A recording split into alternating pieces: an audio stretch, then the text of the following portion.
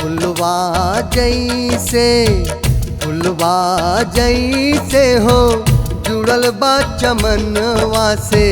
प्रीत के डोर वैसे जुड़ल बा सजनवा से प्रीत के डोर वैसे जुड़ल बा सजनवा से हमरा सजनवा से हमरा बलमवा से सांस जैसे हो जुड़ल बा परनवा से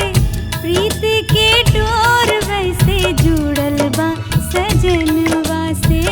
प्रीत के डोर वैसे जुड़ल बा सजनवा से।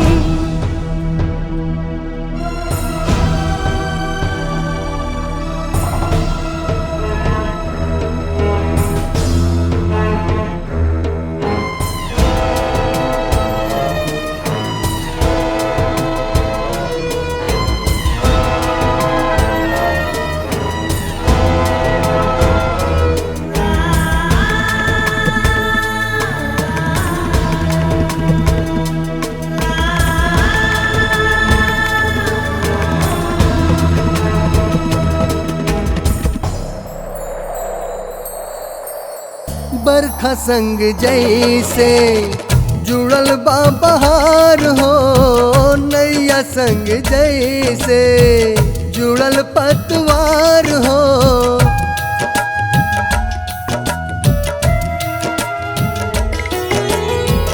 बरखा संग जैसे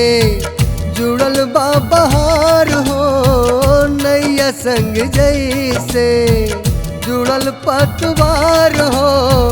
डोली संग जैसे हो